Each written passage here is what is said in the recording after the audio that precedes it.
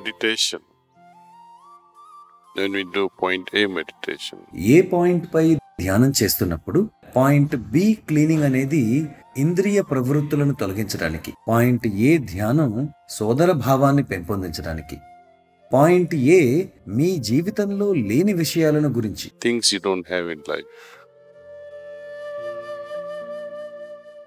For example, oh, I don't have this car, I don't have this new latest phone, or ఉదాహరణకు నాకు ఇటువంటి car లేదు, ఇటువంటి latest model phone లేదు, కొత్త మోడల్ ఫ్రిడ్జ్, నా ఫీజు ఎలా కట్టాలి, నా అద్దె లేదా తాకట్టు పెట్టిన దానిని ఎలా విడిపించాలి. you see the anxieties or the worries related to this material life.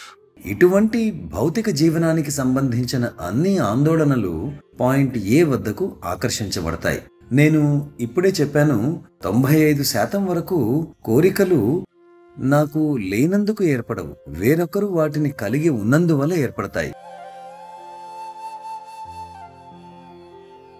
అందువల్ల అందరూ నా సోదరీ సోదరులు అనే ప్రార్థన నిజమైన భావంతో ప్రామాణిక పద్ధతిలో సమర్పించినప్పుడు, అందరూ నా సోదరీ సోదరులు అని నిజాయితీగా చెప్పినప్పుడు ఈర్ష్య వంటి భావాలు కలగవు. అంతేకాకుండా ఇతరులు కలిగి ఉండి మీకు లేని దాని గురించి కూడా మీరు ముద్రలను ఆకర్షించరు. ఇదే దీని వెనుక ఉన్న కారణం లేదా తర్కం. పాయింట్ బిలో ఇంద్రియాలకు సంబంధించిన ధోరణులు ముందు వైపు నుండి బయటకు పోతున్నాయి అనే దాని గురించి చెప్పాలంటే, నేనొకసారి బాబూజీ మహారాజ్ను అడిగాను. 1978-79 సంవత్సరాల్లో ఎన్నో రకాలైన క్లీనింగ్ పద్ధతులు చెప్పబడ్డాయి. అవి సహజ మార్గ పత్రికలో ప్రచురించబడ్డాయి. Many techniques were prescribed in those days in 78 or 79, and it came out in Sahaj Marg Patrika. So I read it. నేను అవి చదివి వాటన్నింటినీ ప్రయత్నించాలని ఉబలాటపడ్డాను.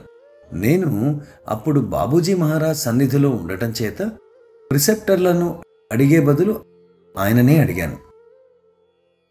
ఆయన, ఇవి నువ్వు ఎక్కడ చదివావు అని అడిగారు. సాహబ్, ఇవి పత్రికలో వచ్చాయి అన్నాను. తీసుకొనిరా అన్నారు. నేను పట్టుకుని వెళ్ళాను. ఆయన ఎంతో నిరాశ చెందారని మాత్రం నేను చెప్పగలను. ఎందుకంటే ప్రిసెప్టర్లో ఉపయోగించవలసిన పద్ధతులను సాధారణ విషయాలుగా దానిలో ప్రచురించారు. Made it as a common thing. See. Then Babuji asked me, అప్పుడు బాబూజీ మహారాజ్ ఇలా అడిగారు, మీరు ఏ పద్ధతిలో చేస్తున్నారు అని. సాహబ్, నేను అన్ని సంక్లిష్టతలు, మాలిన్యాలు వెనుక నుండి పొగరూపంలో పోతున్నాయి అనే పద్ధతిలో చేస్తున్నాను అని చెప్పాను. That's the best. అదే అత్యుత్తమమైనది అన్నారు. మరొక ప్రశ్నకు సమాధానంగా, నేను ఏది చెప్పానో అది చెయ్యి, వాదించవద్దు అన్నారు.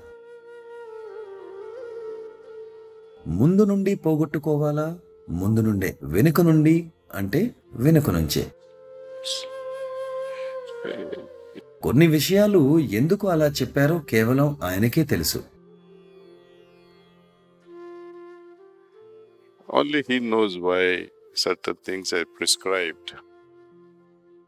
ఏదైనా పద్ధతి నిజంగా అలాగే ఎందుకు చేయాలి అని మీరు తెలుసుకోవాలనిపిస్తే, దానికి వ్యతిరేకంగా ఆ పనిని చేసి ఏం జరుగుతుందో చూడండి. అదొక్కటే తెలుసుకునే మార్గం, ఆచరణాత్మకం కూడా.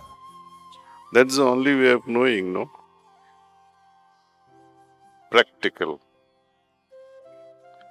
ఎందుకంటే ఇతరుల నుండి వచ్చిన ఏ సమాధానమైనా మిమ్మల్ని ఒప్పించలేదు.